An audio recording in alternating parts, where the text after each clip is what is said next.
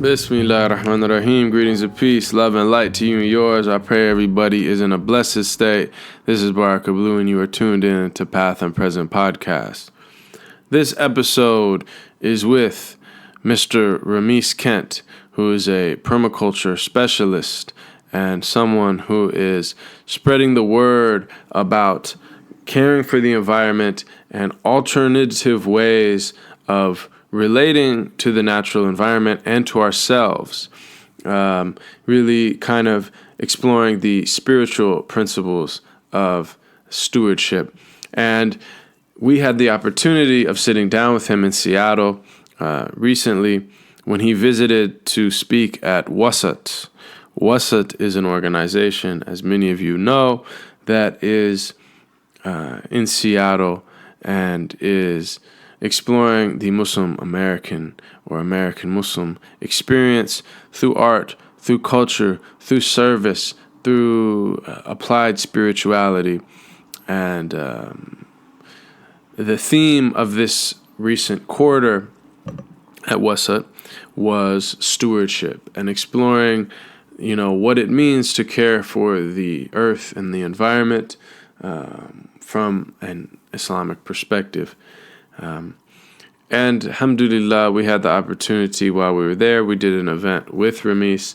I was in conversation with him at Wasat. And you can find the recording of that, I'm pretty sure, on Wasat's Facebook page. Hold up. I'm getting a call. Gotta decline that. But check it out on Wasat's Facebook page. And then in the aftermath of that, the next day I was able to sit down with Rhamis and have a conversation with him. Alhamdulillah. So this is the recording of that conversation, which is far-ranging. I want to mention, and I mentioned at the beginning of the conversation with him, that he was the first guest on Path and Present. So now that we've had however many we've had, and we've been doing this for, 3 years or something, it's a blessing. It's a blessing to have him back in the Path and Present studios. So, yes, I hope you enjoy this. Before we give it to you, though, I wanted to make a few announcements. The most pressing is that we have an upcoming course for Rumi Center for Spirituality and the Arts called Opening the Eye of the Heart. This starts August 15th. Opening the Eye of the Heart is an online writing workshop. It is a 30-day course in writing a spiritual practice. In addition to daily writings, this workshop will include daily readings of poems from great visionary and mystical poets of the East and the West, as well as weekly lessons, exercises, and live sessions. Last but not least, it will include a forum for participants to share their writings and reflections with an intimate group of fellow writers. Alhamdulillah, we've had the great blessing of teaching this course every quarter in the previous year, and it is something that has been really meaningful to me. I've been teaching writing all over the world for many years, but just in the last year, we started doing it online with Rumi Center, and it's been super meaningful to cultivate a kind of global community, because it really is a community. It's not just a course, but it's a global community of seekers and creatives who are coming together to explore not only writing or creating, but really a way of seeing or way of being and going within and growing. And so if you're someone who wants to increase in contemplation, in self-reflection, in awareness, in presence, in mindfulness, this is a profound tool. And, we really explore writing as a spiritual practice, as a contemplative discipline, as a doorway into our deeper self, and not so much as self-expression, but more so as self-discovery, right? And if you do the self-discovery work, the self-expression will naturally unfold in deeper and more meaningful ways. So I highly encourage that. We've had people from all over the world take it. It's been really transformational for me to be in these sessions, and it's been really transformative for a number of people. And the beautiful thing is those 30 days, we also have the option to continue on with an alumni group that continues the writing journey into the future. So come be part of this community. And you can check it out on RhamisCenterWorkshops.com. RhamisCenterWorkshops.com is the website where you can find information and register. You can find testimonials. You can find a bunch of stuff there. And I highly recommend that anyone who is interested in really these conversations we're having here, or deepening their spiritual practice more generally, or, just spiritual growth. You don't have to be someone who considers yourself a writer or a creative, right? People always say, oh, I'm not a poet, a lot of people. But I would say, no, poetry is primarily about metaphor, about seeing the similarities in unlike things, right? The essence of poetry is metaphor. And so the essence of poetry is seeing with the eye of meaning, and seeing what the forms mean, and seeing that there's a deeper level beyond the forms. And that, of course, is the goal of the spiritual path, to see that everything is ayat, is signs that are speaking of something behind them, and leading us to the ultimate reality. So if that is something that's interesting to you, or that is important to you, I think this course will be something that you would love dearly. So please do consider that, and check it out on RhamisCenterWorkshops.com. And then lastly, I want to thank everyone who is supporting this podcast on Patreon. Patreon allows people to support with as little as $1 a month. And we're asking our listeners to support if they can. If you have the means to give $5 or $10 or $20 a month, this really helps us to do this work, to continue these conversations, to support the costs involved, and to inshallah grow it and expand it, and continue bringing you these beautiful, beautiful voices. So I want to say a special prayer and to express a deep gratitude to everyone who is a supporter on Patreon. This would literally not be possible without you. So all of these conversations are within the hisab, the account of each person who is giving even $1. Because if everyone who listened gave $1, we'd be set, and we would never have to ask again. So please do consider supporting if you are able. It's something that is greatly appreciated, and allows us to really devote the time and energy and resources to continuing this and to expanding it.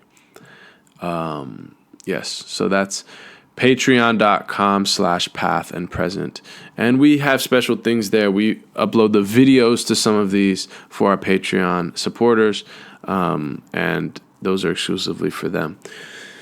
So yeah, we want to thank you all for listening. Don't forget to rate or like or comment on iTunes or wherever you listen to this. And last but not least, don't forget to share this with whoever might be interested. All right, y'all. One love.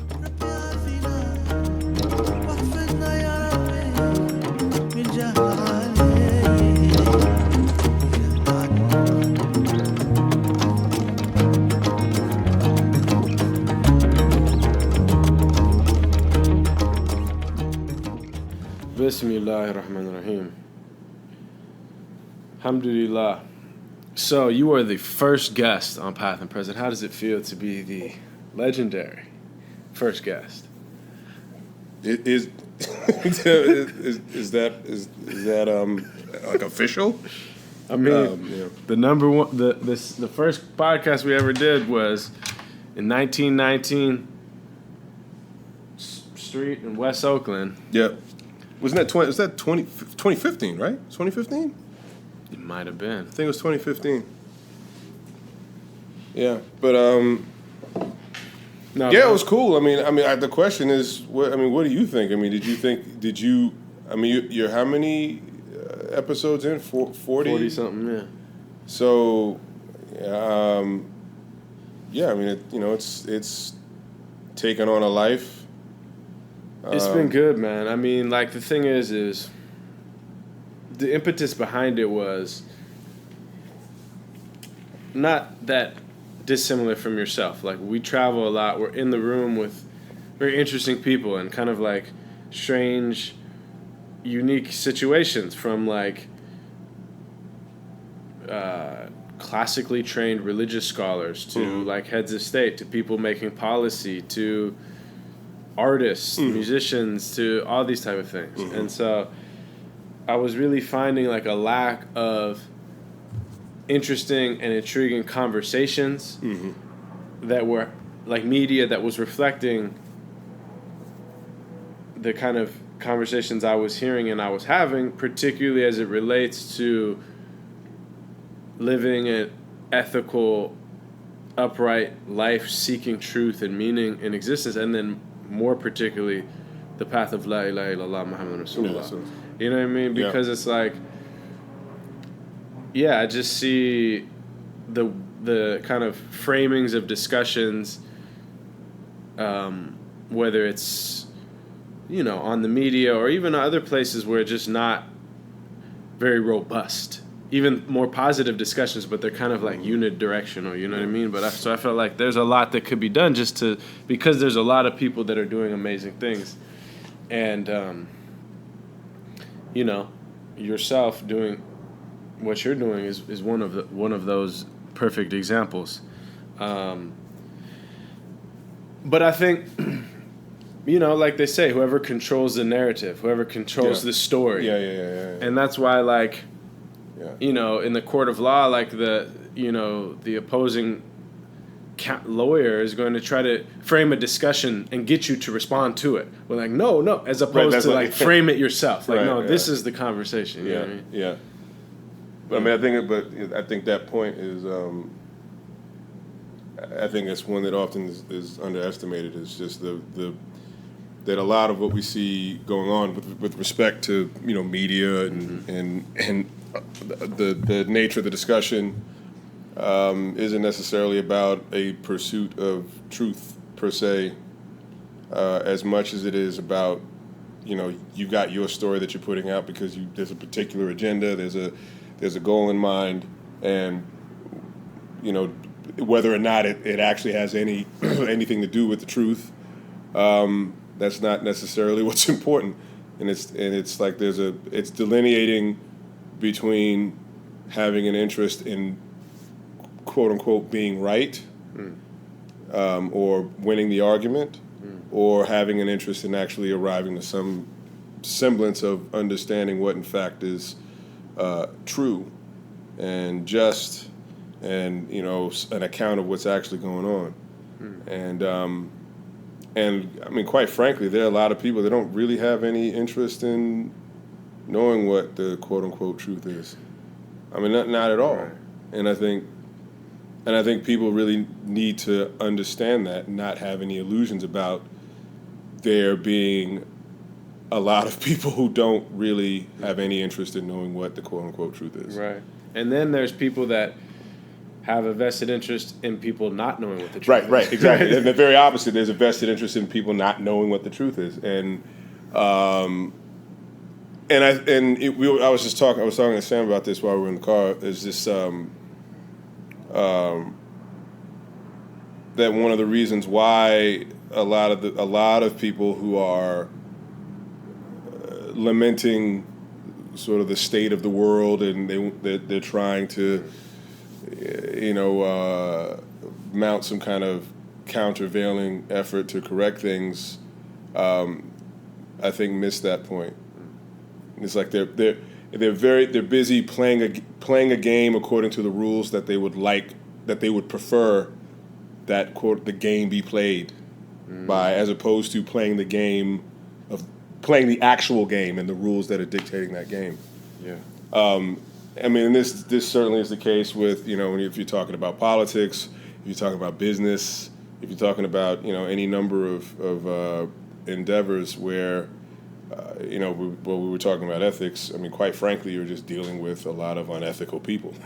And it's just and it's not. And that's not even a value. It's not not making a value judgment as to whether or not these people are are they evil or good or malicious people. It's just that's the fact. Is that acting in a manner that has anything remotely to do with an acknowledgement or concern about ethics or not violating certain codes of conduct, whatever. That ain't even the. What's that? Why think about that? Why does that need to be part of the equation? And I think to a large extent, it's a lot of those considerations are seen as being quite antiquated. Yeah. And anachronistic, and not having anything to do with the real world, quote unquote. So it's about whether or not whatever it is that you have in mind to accomplish, or you have in mind to do, whatever, again, agenda or goal that you have in mind to achieve, and doing whatever needs to be done in order to get there. Regardless of who gets in your way or who's harmed in that respect, or whether or not the truth suffers. It's just simply not it's just not a consideration. Yeah. Yeah, and I think last night we had that event at Wasat, which was a great conversation. But one of the interesting, when we opened it up the floor to discussion to the audience, someone asked something about, well, what do you think about kind of like green architecture, right? Oh, it's asking about modern architecture, where you figure out how we can, preserve energy. We can have, lower, whatever, carbon footprint type thing, And your answer was something along the line of, that's good and all, but it's kind of symbolic if we're not really reinvestigating the underlining structure of this. I think about these kind of things, like now it's a big thing in the cities where, there was like banning plastic bags, and and now it's like banning straws because the turtles is well, I mean, let's really think kind of deeply about the whole thing. The whole thing, right? Like it's it's ultimately like cute and symbolic for us to feel better about ourselves as we go on consuming. It's like a polite gesture. Yeah, like I'm doing something, and I remember saying this a while back, but I think we really have to move beyond this type of I call it a type of less destructivism, right? Like being less bad. And I think that if we can't move beyond simply aspiring to be less bad, we're simply not gonna do any of the things that we need to do in order to address the various crises that are bearing down on us. I was just looking at a story in the BBC this morning that said that the sixth largest Indian city is out of water. Mm-hmm. I'm thinking, how big must the sixth largest Indian city be? I mean, it must be pretty big. Right. They got 800 million people, or somewhere up in around 1 billion people. And that's still a really big city by any measure, I'm sure, whatever that sixth largest city was. But these are the kinds of things that we are having to confront, and sort of being marginally less bad is not going to do it. And ultimately, we have to figure out ways to facilitate or create opportunities for people to be at their maximum good, right? And actually doing things that are repairing the damage as opposed to not generating as much damage, not doing as much damage. Those are two very different things. Right. That's two very different things. And is it related to, like, in a sense, working within someone else's conversation versus we're having a different conversation, or if you use the analogy of like a game, like you're still playing the game, you're just like trying to You know, as opposed to like, no, we want to play a whole different game, or really like show a totally different way of being. Yeah, right. Like what we like the discussion we shouldn't be having is if the plastic bags and the straws and the all the other kinds of waste is akin to shooting yourself in the foot, with kind of fouling the it's kind of like well, I'm not going to use that analogy, but it's fouling the place that you live. I had made it. I had said that it's in the past I'd said it's akin to you're having a debate about what caliber of bullet you're going to shoot yourself in the foot with. So I'm no longer shooting myself in the foot with a 50 caliber or 45. I'm shooting myself in the foot with a 32 or 22. Mm-hmm. It's kind of a silly discussion. Right. I mean, what we should be talking about is how do I stop shooting myself in the foot? Mm-hmm. Or if we shot ourselves in the foot, how do we actually do the things necessary to heal the wound? Right. Yeah. Yeah. So we still have to get closer to having that discussion, is identifying ways for us to repair the damage as opposed to doing less damage.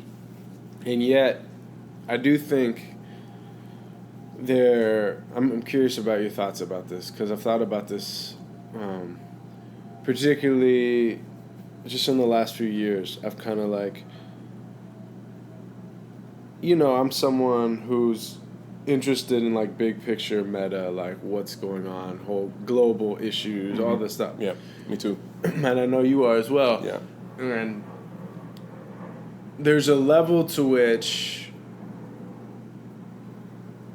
you can, even speaking for myself, I have got kind of like too focused on things that were actually outside of my ability to affect change. Yeah, Whereas, I get that. Like the way I mentioned on the podcast before, but this kind of like framing that helps us think about this is like sphere of concern versus sphere of influence. Right. In the sense that like, okay, say, if we're really Mohammedan, then our sphere of concern are all beings and all creatures and all planets and all, ecosystems. And exactly. So yes, that's the sphere of concern.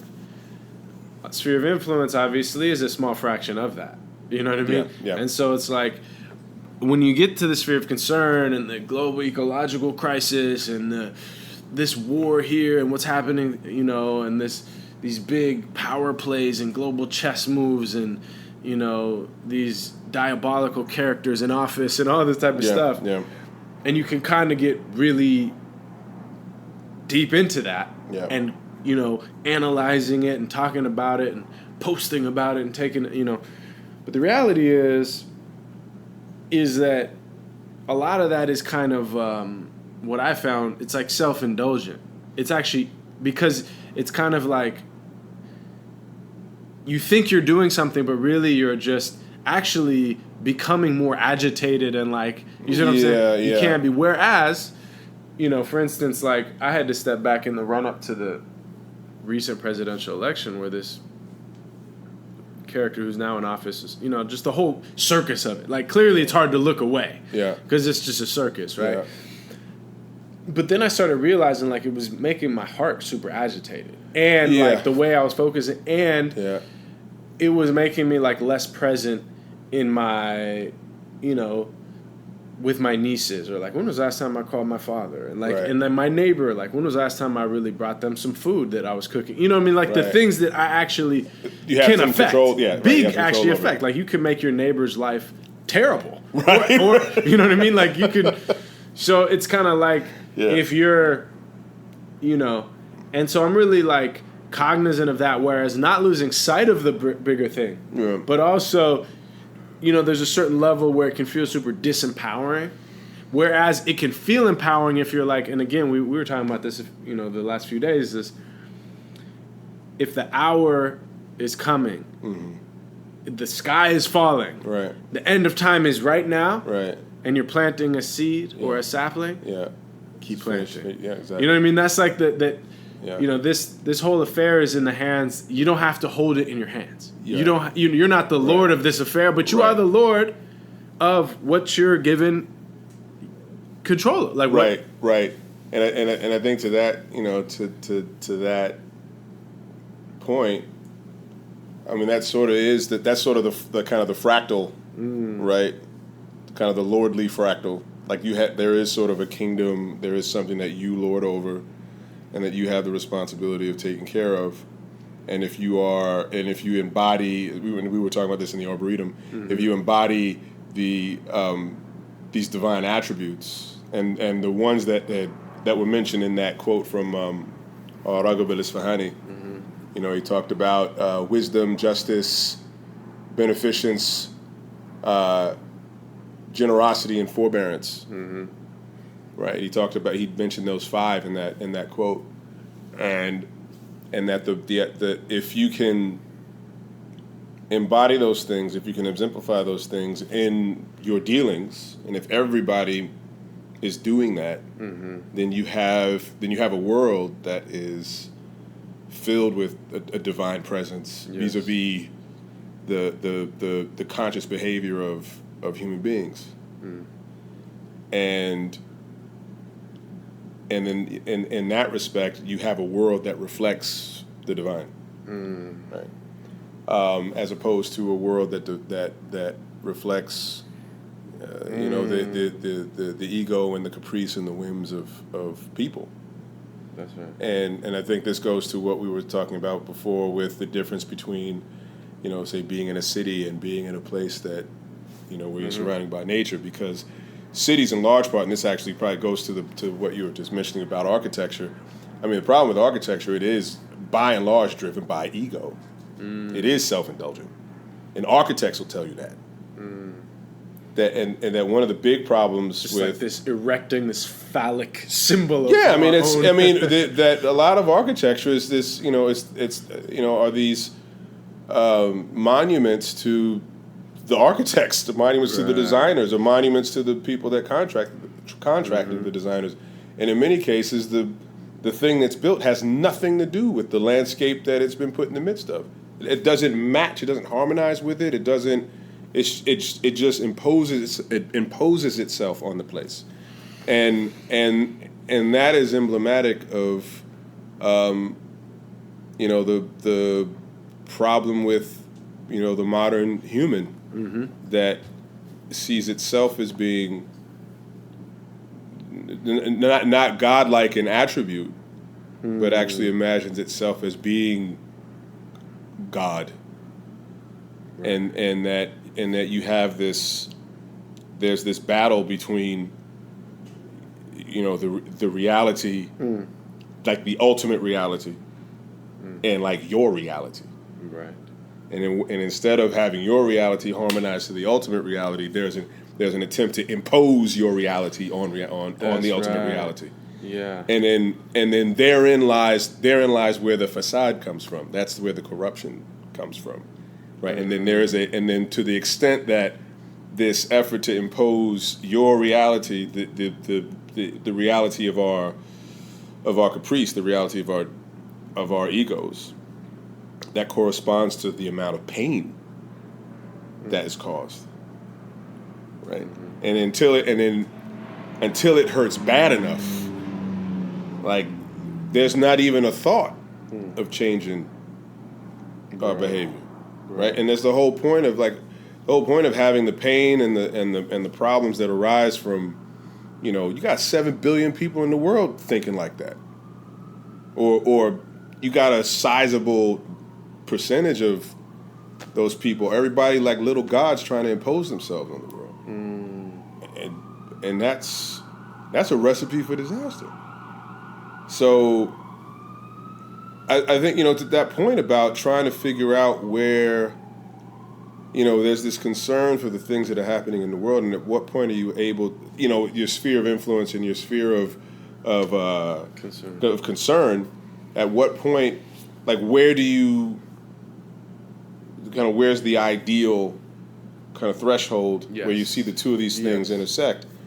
Yeah, that's a tough one. I think I take some time to try to kind of feel that out, because if I think about what I'm doing right now, Right. As far as sphere of influence versus sphere of concern, but if I stop and think about some of the things we've been able to get done, I mean, it's kind of, I definitely think I'm punching above my weight. But I think it has, that's not necessarily it's not about me, as opposed to what it is that we're hoping to, what is it we're hoping to accomplish. Right. And that I think, if anything, I see that the ability to do whatever it is that we've been able to do is sort of like permission being given to continue doing that thing. It's almost like there's an endorsement saying, no, you're on the right, you're okay, right. Keep going. And until there's sort of a hard stop, and I'm not able to do any more with respect to this, and I'm not seeing any more progress being made, then I think that's an indication that, okay, well, maybe. Well, and I think part of it too is, correct me if I'm wrong, but it seems like you in like looking at the issues, right? You found permaculture as a design science, which kind of, if you peel back layers, it gets to a lot of the root. Mm-hmm. Yeah. Like it really addresses the root of a lot of the issues that we have going on in our time. Like the ecological crisis is something which affects everyone. Right. And it's something which... And everything. And it disproportionately, at least at this point, but probably in the future, that's how it affects the poor and the dispossessed. Right, and right. And so, like, if you can start to, because it's like, if your whole focus, your whole mission was to ban plastic straws, that's pretty symptomatic, as opposed to getting at the root cause. The root of the problem, right? Right. So even if, like you say, if you're hacking at the root, let's say, as opposed to hacking at one of the limbs, and you spend your whole life hacking at the root, I mean, if you hack the limb and you cut a limb and you're successful, well, there's still a bunch of other limbs that's still growing. Exactly. But if you hack at the root, even if you can only cut through a small percentage of the root, you're still actually doing the work. Right, you're doing the work to actually address the real problem. Yeah. In a sense, like, if you think of like the ecological crisis as like a bunch of fires and a bunch of people lighting fires, well, even if you find one fire and you start pouring water on it, that's still the work. Yeah. Instead of like, oh, forget it, too many fires, you know what I mean? I give up. Right. So, in a sense, like, the work you're doing, whether you get, there's openings to work with governments or big NGOs or big grants come, et cetera, or whether you're working with small-scale communities in a more grassroots level,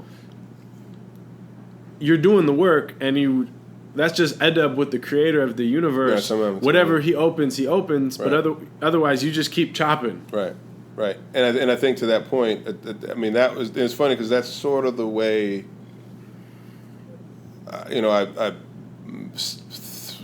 have been thinking about this. Is it's not even about like I'm gonna whatever this problem is, whatever this issue is, whatever the challenge is that's going to be solved in my time. Right.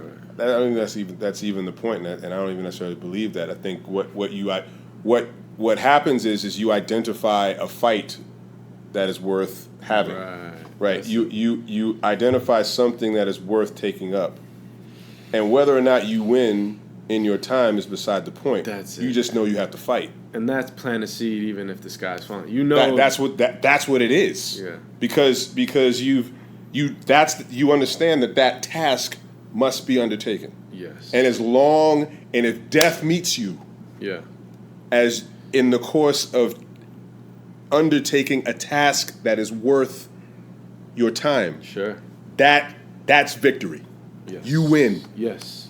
And that's the definition of a shaheed, in a sense. Like, you gave your all. You gave your very being for something greater. And that's the piece, man, that I think people get, but we need to be reminded of. And especially modern people are really kind of lost this, because traditional people's more intuitively just seem to have this, that happiness, this is the essence of what we all seek. We all seek to be happy, right? And you think the kind of modern mantra is like, you are happy by satisfying yourself, Right. You know? Right. Whereas the truth is, Yeah. the actual truth is that you only attain happiness by giving yourself for something greater than yourself. Exactly. And that's when we know that exactly too. it. That's Even exactly like it. someone who gives themselves to their, in a kind of mundane, like their work, but it's kind of meaningful. Whatever, they work at a bakery and they're baking, and that brings joy to the people that come in. They actually, for them, like, this is meaningful work, because it's like, Sam here, who's like working with the students, like, and helping them, like, they want to do an event, or they want to, like, he's giving his time to benefit. And then, of course, like, parents with their children, like, when you think of it just externally, how much time and energy and not sleeping and working hard, and it's all the sacrifice, but yet it's like the greatest joy of my life, or right? My kids, right. And then, of course, the highest level step up is like giving yourself for the one who is greater than everything, the greatest, the greater good, right? Subhanahu wa ta'ala. Akbar, al-Akbar, the greatest good. Then that's a shaheed. Yeah. It's someone who gives himself for the greatest good. Right. You know what I mean? Right. No, absolutely. I mean, I think in this case, I think one of the reasons why I think this resonated with me, and I think this has definitely been confirmed by, talking to a lot of our teachers, is that, we were saying last night that how do you come to know what the divine is? How do you become familiar with the divine? Is you know the divine through the attributes that are exhibited or embodied in what he created. But what happens if you live in a world that increasingly has fewer of those references? And it actually impacts your ability to even begin to conceive of, what these things are, which explains why, as we were saying, last night, which actually explains why, in looking at certain eschatological elements, that we know are within the tradition, I think it really explains a lot of what takes place in sort of those times to come, is that you live in a world that has fewer references made available to people that allows for them to connect to the divine. And then what happens then is you have a world full of disoriented or improperly oriented people, because they don't know where to point to. Right. The things that were put in place for them to be able to reference.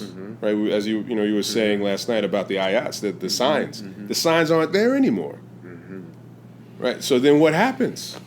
Then if you have someone who comes and you have people that are ripe for the picking, and they know they have people ripe for the picking, and then they can do whatever they want.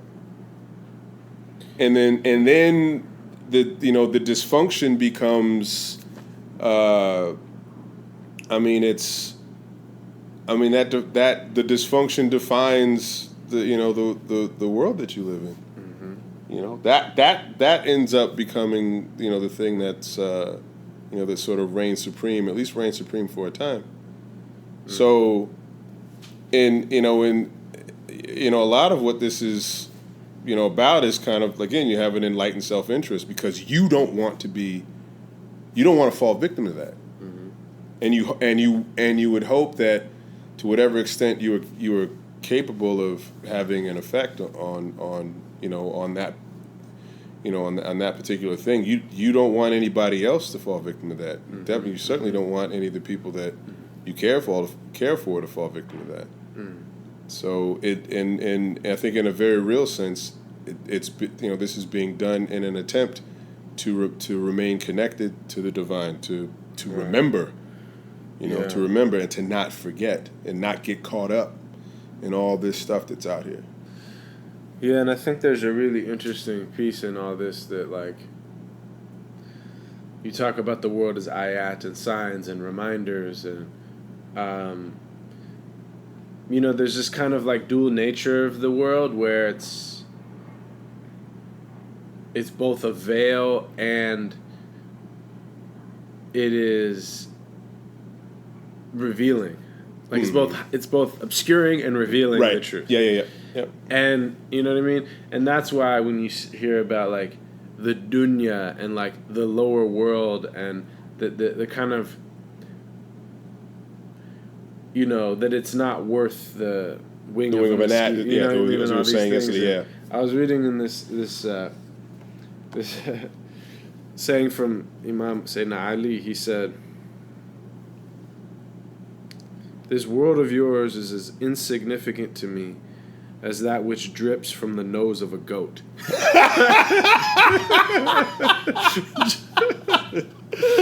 I gotta use that. He also said, "This world of yours is more contemptible in my eyes than a bone of a pig in the hand of a leper." You know what I mean? But I think again the danger though is misunderstanding what he means there. Yeah. And I think sometimes when people hear that stuff, it's like it ends up becoming an excuse for basically an excuse for inaction. Yes. And that's a mistake. And I think that you misconstruing the point there. I mean, the world, that say pursuing the world for its own sake is worthless. But the world as a sign of the divine is something worth preserving. Yeah. Because it's the means by which you're able to, again, condition the soul to the point that it prepares you for, or it allows you for, again, that wayfaring, so to speak. That it's worth saving, or those things that Allah has informed you are indications of Him. Yes. That's worth saving. Yes. Right. But all that other nonsense, with fame and money, exactly. The heat, all the hedonistic stuff, all basically things that you would run after to entertain yourself. Right. And especially, I think, on the level of, which are some underlying roots of these, is just pure greed, and people like, oh, well, maybe I'm going to destroy whole economies. Maybe I'm going to destroy whole ecosystems. Maybe I'm going to bomb specific countries back to the Stone Age, but I'm going to be able to enrich myself and my group of people. Right. That's the dunya. Right. Exactly. And along with all that, like the asabiya, right? All that stuff, right? That's, and that's an important thing, because like Raghib al-Isfahani quote, Imrat al-Ard, right? Right, the cultivation of the Ard. Right. See, the Ard in Arabic is the actual earth. Mm-hmm. The dunya, we don't talk about the world, the actual natural world, as the dunya. It's not the dunya. Exactly. The dunya, which is like the lower world, and it does have strong negative connotations. Yeah. Ard, the earth itself, doesn't have any negative connotations. Right, exactly. If anything, it's positive. Exactly. Whereas the dunya, it is actually kind of the matrix of human vying. It's like the You're human vying for the world ego of manifesting in the world, and people killing and robbing and cheating and stealing to benefit their own. It's what human beings create that is not virtuous, right, and not upright, and not with an eye to ultimate principles and eternal realities. Right. Exactly. It's like the fleeting dunya. Everything that's perishing, we're going to fight and kill. For. And I think what's interesting about that is also, I mean, if you think about the built environment, right? I mean, effectively, what had to be done to make the built environment possible is you had to remove the thing that was already there, which again is nature, right? Right. So what you are engaged in is again this attempt to affect this infrastructural transplant. What I've come to call it's the second Genesis. Right, it's no longer the world made in the image of God. It's the world remade in the image of man. So the world is no longer reflective of the divine. The world is now reflective of the human being, and what sort of he imagines as being better, right, or an improvement. Yeah, because it's not before. just a human being. Because both in the Islamic tradition and the Christian, both from the lips of Prophet Muhammad as well as Jesus, peace be upon them both, is the same saying that the human being is made in the image of God. So you could say, but what you're saying is that it's actually the modern world, the modern cities are the human being in rebellion. Yeah, no, of God. Absolutely. It's not like because you go to traditional cities where you actually this beauty and reminders, and even the height of buildings and the way people built. It's all reminders. Right. No, exactly. And the point is it's not supposed to be the what man is building is supposed to like eclipse. It's like it's the wiping away of whatever was there before, so that again it's sort of these monuments that aggrandize. Yes. And they celebrate. Yeah. The majesty and the imagination and the ego, really. Well, that's exactly it. What did the Prophet said about the signs of the hour? That the destitute, barefoot Bedouins will compete in building tall buildings. Exactly. I mean, it's such an ajib. It's like, how would somebody know to say that in the 7th century? It's like, come on, man. Like, yeah. And the fact that is the sign that he pointed to, of as opposed to. Exactly. And what's amazing about this is the ayah from Surat An-Nisa, the 119, as far as this altering of the order, this changing of the infrastructure of the earth. I mean, this is an amazing verse because you get the identifier, like it identifies. Ultimately, who's responsible for this, right? Right? And I will surely lead them astray and arouse desires in them. I shall command them, and they will slit the ears of cattle.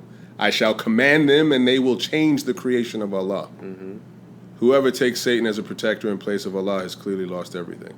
Right? So that first part, that's Shaitan speaking, saying, I'm the one who is going to get them to change everything.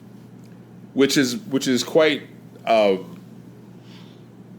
I mean, it's amazing because I found myself over and over and over again going back to that original, the account of how Iblis becomes who he is, and it's like everything that follows from that is just pure.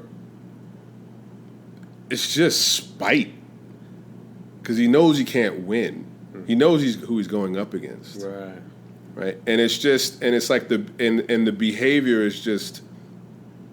I mean, the behavior is of that of someone who has been rejected, right? Right, someone who had been doing things in the hopes of being accepted, Darth Vader type, right? And then at that seminal moment, where all of the things that he had been doing was supposed to, prepare him or condition him so that he wouldn't do what he did in opposition, to Allah because things didn't go the way that he wanted to. Right.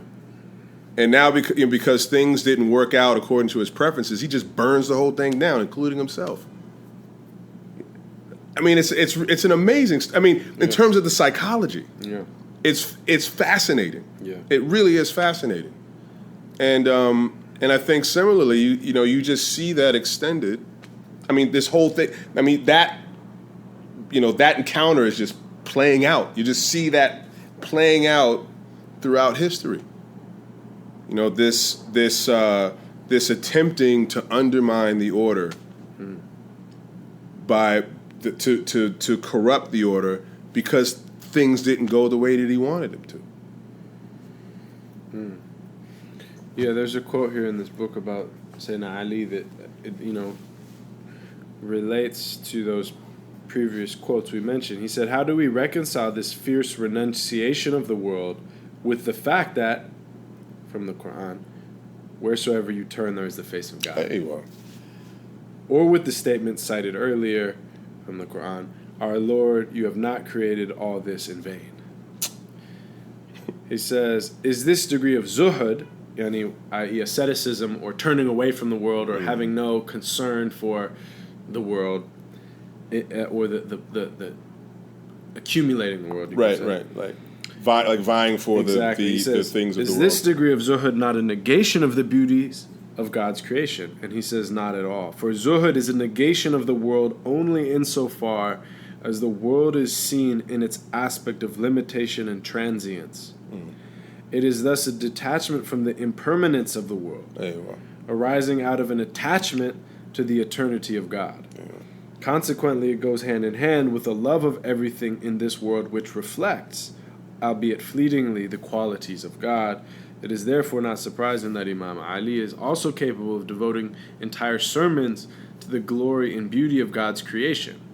Such beauties are foretastes of the paradise that the blessed will experience in the hereafter, in which the heart of Imam Ali's consciousness already inhabits in the world.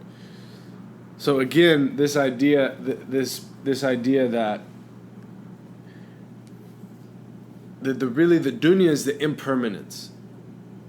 Whereas if you attach yourself to eternal principles, then you can see the eternal manifested or reflected in the world, and you can work to benefit, but upon principles, and that's a beautiful thing, I think, based on principles, is that, and if you align yourself with principles, then in a certain sense, you're not even so attached to outcomes. In a certain sense, like you're going to act with wisdom to try to get the outcome, but you're also understanding you can't control every outcome. So you're just aligning yourself with what is good. Right. And I mean, that the thing I was just thinking about when you were reading that is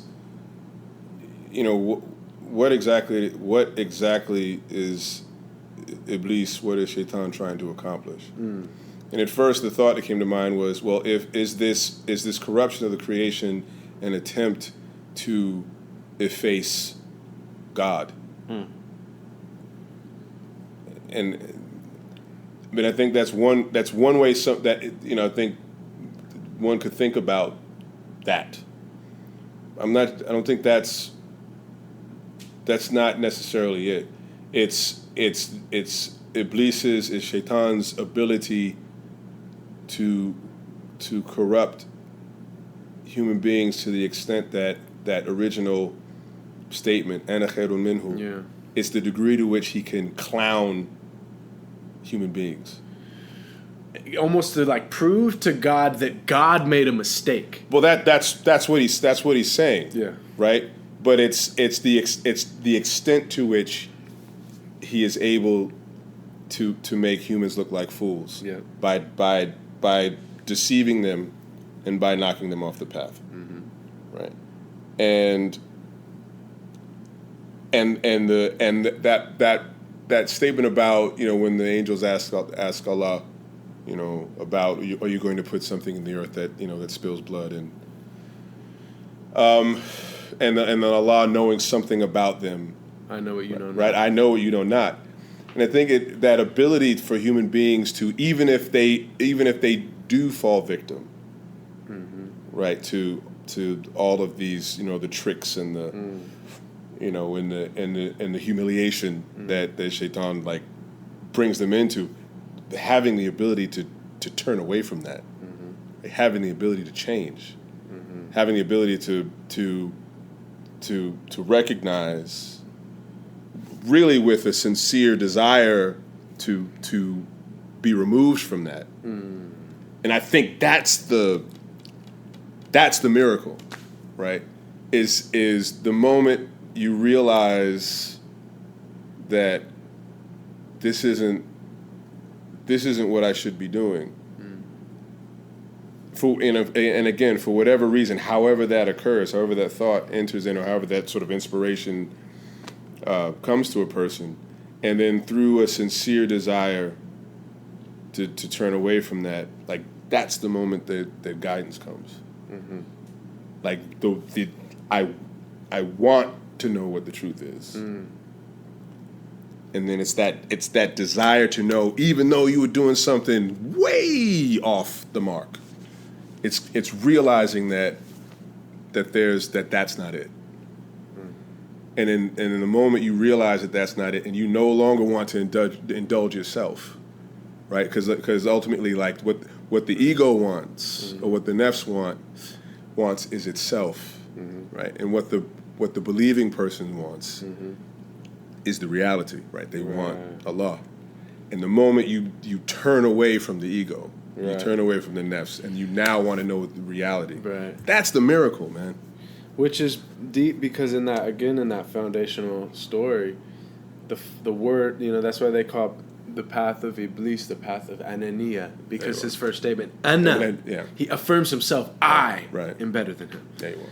Whereas what Adam says when he makes a fault, he says, forgive me, and he takes accountability. Right. And Rumi has a profound commentary on that, because he says that's the secret, actually, is taking accountability for even, because he says Adam knew that it was also decreed that he would eat of the tree. Right. So he could have said, like, you wrote this. Right, exactly. No, he said, no, it's my, but he said, it's my fault. And he said, and Iblis, he was basically saying that, like, Iblis, was on some, like, you decreed that I would I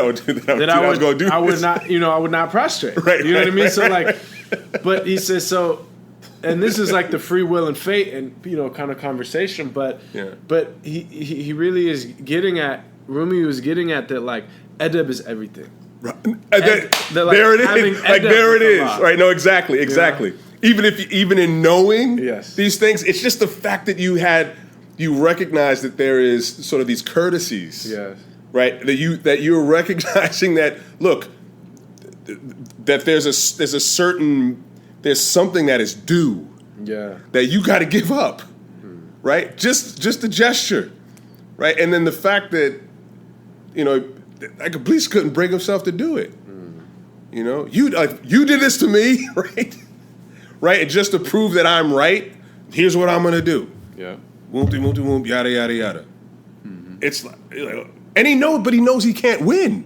Yes. That's the amazing thing, is that he knows he cannot win, yet that does not change what he is going to allow himself to engage in, knowing that he loses. And it's like, ultimately, that isn't the point. He just wants to, it's the difference between wanting to be right and wanting to be aligned with the truth.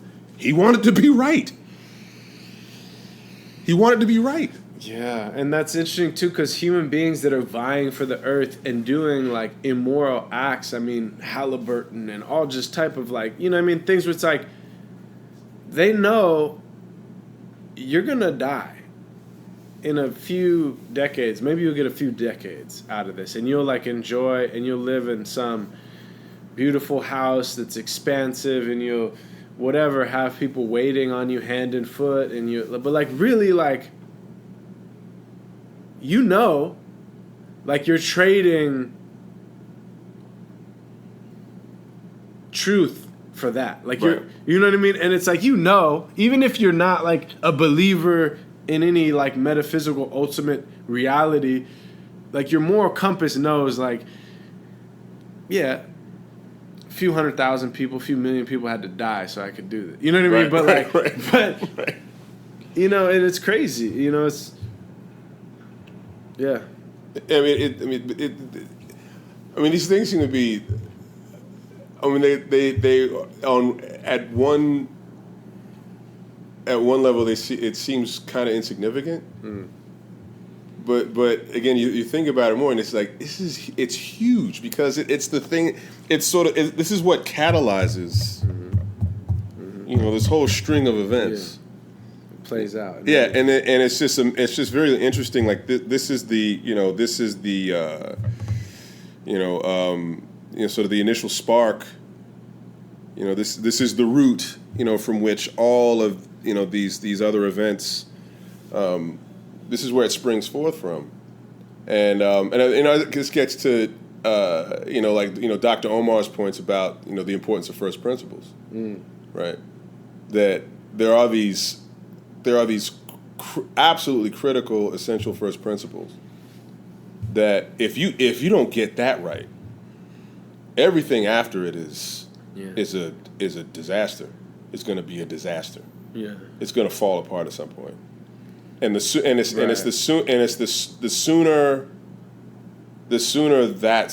realized and the sooner that's understood, and then the correction is made. Right. Then the better off. Right.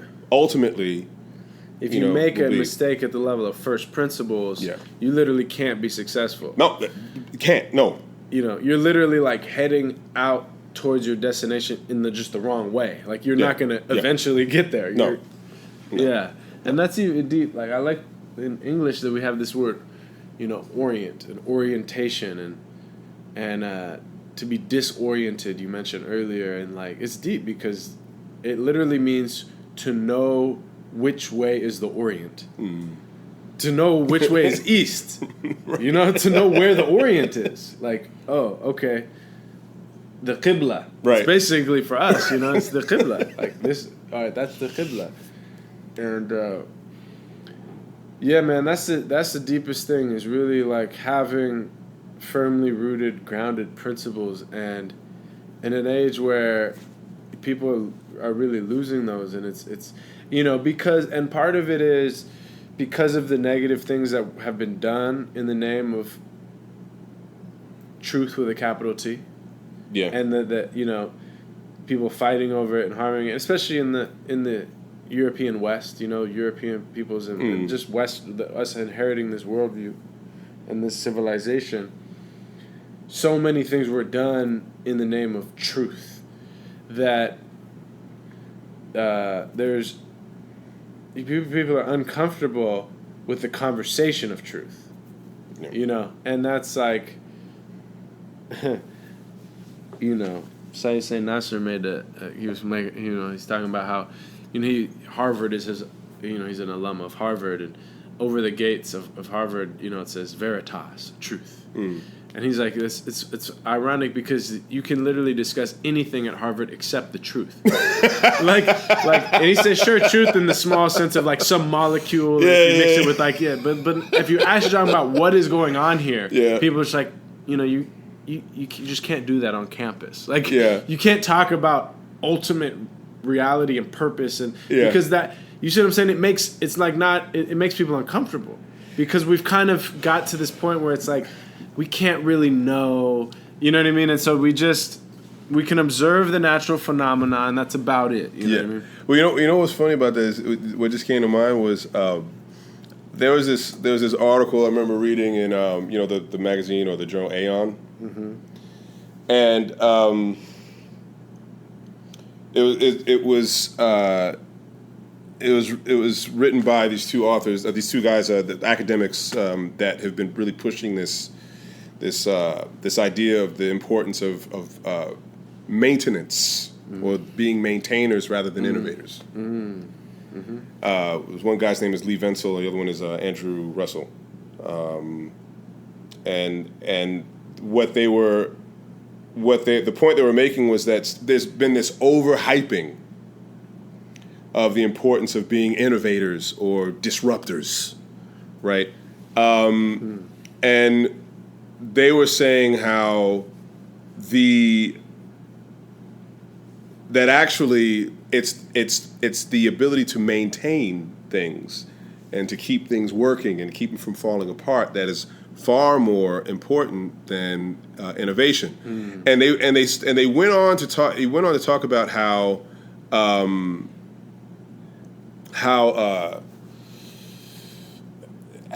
when this whole idea of innovation, and especially this emphasis on technology, started to really attain this ascendancy, right? And it was after the failure of the radical movements in the 60s.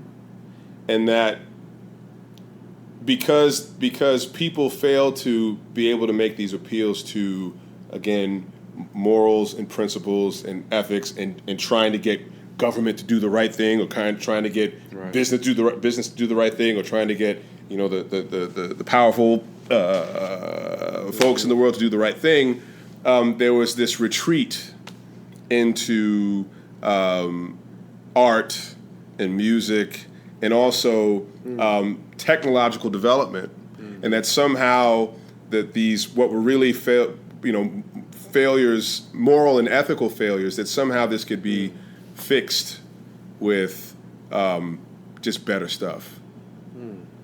And that in a way, this emphasis on technology and developing new technologies was in a way, again, it was this retreat from being wounded by no longer seemingly being able to make an appeal to people on the basis of just knowing what's right and what's wrong. So this fixing everything through ever improving technique, or constantly improving technical devices and technical innovation was an attempt to kind of cover over those wounds and not feel that kind of pain again, right? So you're constantly creating, constantly coming up with new stuff over and over and over again, and it's the novelty of having the new things and sort of the kind of endorphin rush that you get when you get the new stuff. In a way, it's a way of distracting yourself and avoiding, the hard work and the pain that often is involved with, having to confront these really, these really serious dilemmas that lie at the heart of what makes us human. Like, again, knowing what's right, knowing what's wrong, feeling those things, that are associated with, having to take up those challenges. And I thought it was really interesting because I think this theme, continues to play out over and over and over again, and it just kind of appears in different guises. And until we're able to again take that up, and even though it's hard and you don't always win, like we're constantly going to be making an attempt to fill in that void with with this stuff that we're hoping is going to be able to address that problem, and it's just not the case. MashaAllah. When we look at like the conversation around permaculture globally, it seems like it's becoming less and less marginal. Like people are discovering it, and there's new projects that are interesting, and people are kind of on board. And I'm just curious, like, is that the feeling you get? Is there a lot of positive developments in that sphere? Yeah, I think what was funny is, after talking to folks last night, at the event, there are a lot of people who are really, there's a real thirst out there. Yeah. Like people are looking for something. They're really looking for something to sink their teeth into that satiates this this desire to do the right thing, to become involved with something that's bigger than themselves, to go into service, to begin offering whatever it is that they have to give, whatever talents, whatever skills, whatever it may be, to really take on actual problems that need to be solved. And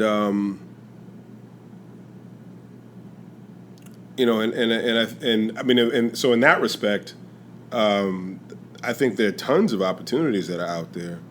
It's just a matter of being able to provide people with the outlets, so that they can plug themselves into those things, and they're able to do something with that energy, with that drive, and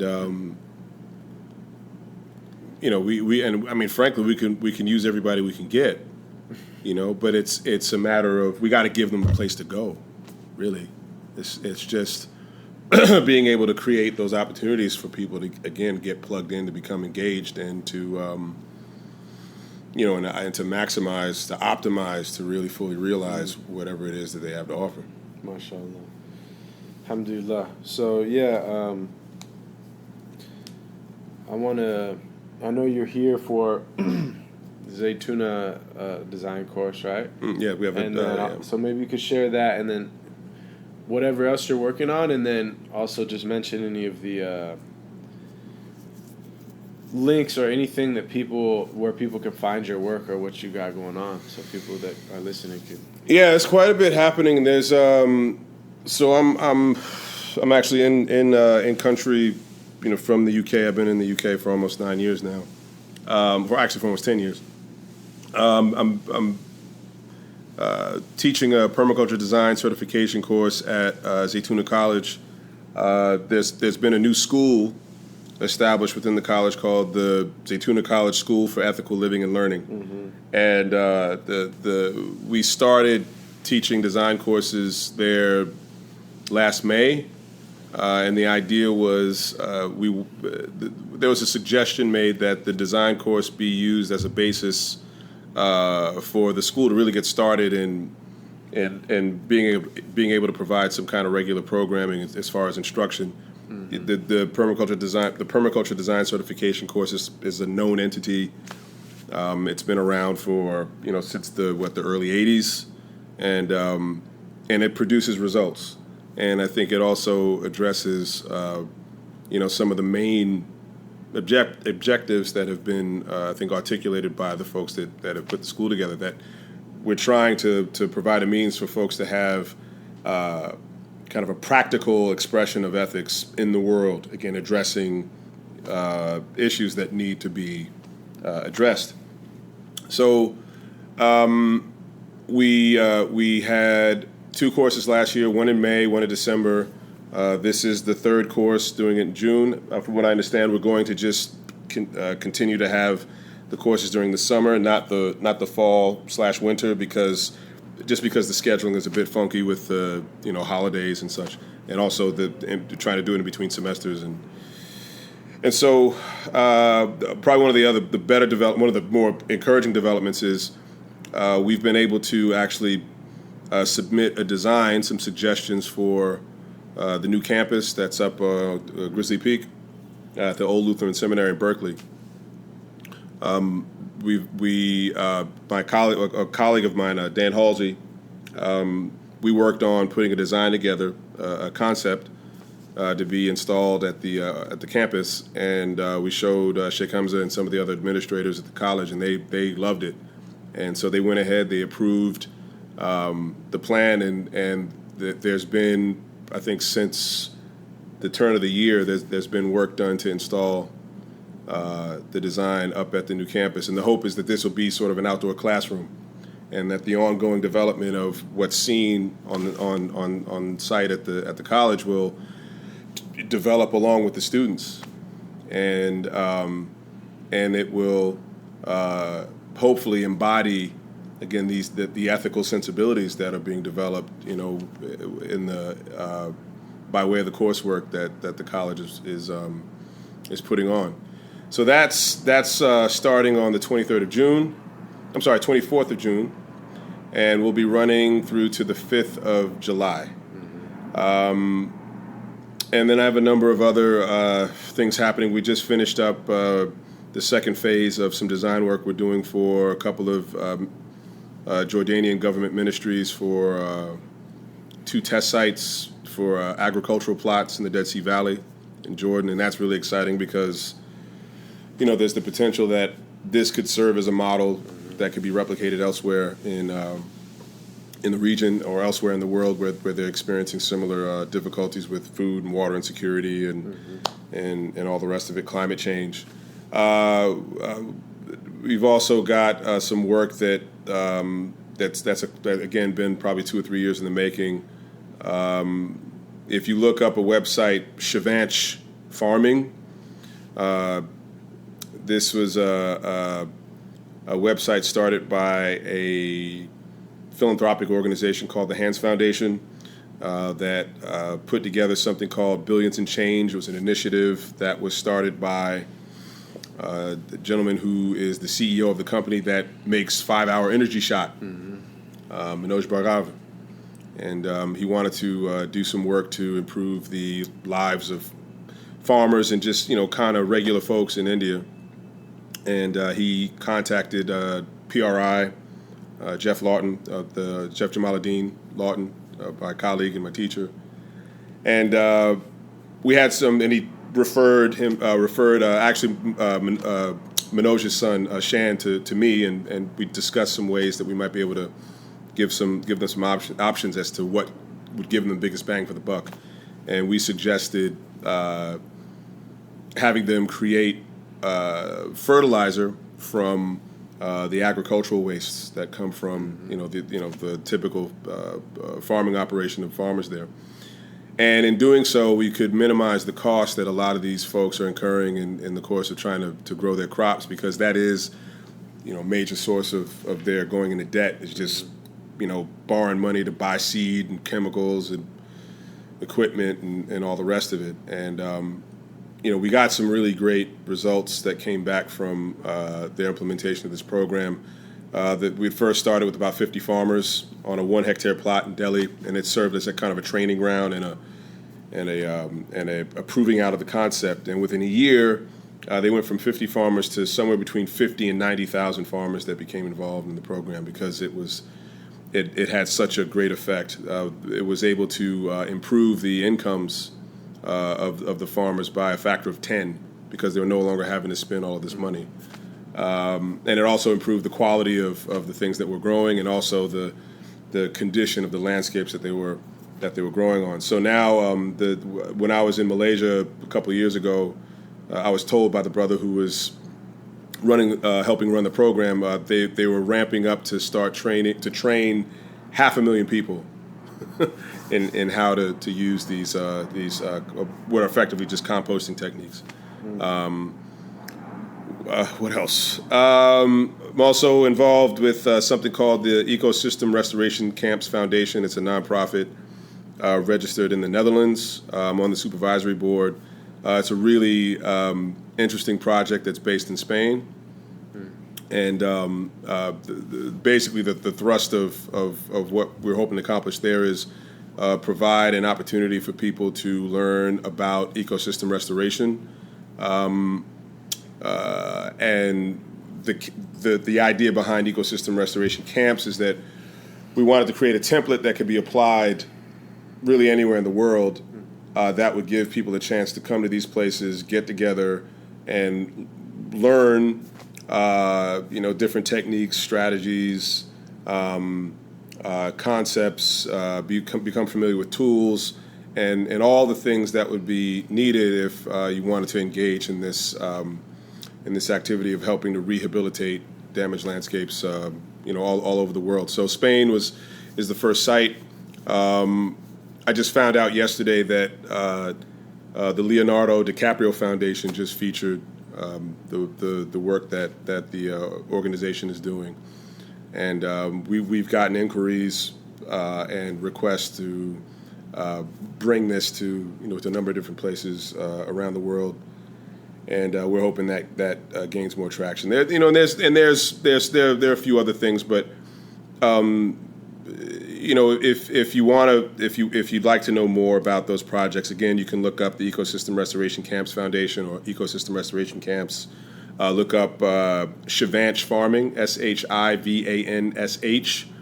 and that's an initiative started by Billions and Change, and you can see the work that's being done there. You can look up the Permaculture Research Institute website. That's at permaculturenews.org. You can find out more about the Permaculture Design Certification course. If you go to the Zaytuna College website, you'll see it under the heading Extended Learning, and you should see more information about the PDCs that are offered on at the college. And am I missing anything? You can look me up. If you just Google my name, Rhamis Kent, you'll see a number of other headings. Oh, I almost forgot. I just recently had done a couple of some filming for ICRA TV. It's an Egypt-based network that does a lot of programming directed towards Muslims. They have an English language channel. I just did another 15 hours of recording about permaculture. I did the first program I did was a few years ago, and then they asked actually if I was interested in doing another one. So that aired back in May. You can find those episodes on YouTube. They're about, I think, 30 half-hour episodes. And most recently, I just did a thing for Al Jazeera for their Earthrise series that aired on June 3rd. So if you look up, I think it's called Ecosystem Alert, and the program is featuring stories on people who are working on the problem of ecosystem collapse and ecological destruction. And I had a small feature in the middle of that episode. So again, you can find that on Al Jazeera's website at the underneath the Earthrise program, or you can do a search on YouTube. But yeah, so it's there's more, but inshallah we'll And of course, we're hoping to do a design course in Seattle with Westet sometime in the next. Yeah, absolutely. That needs to happen. That really needs to happen, man. Alhamdulillah. All right, Habib. Allah bless you. Thank you. All right, Sidi. Go ahead.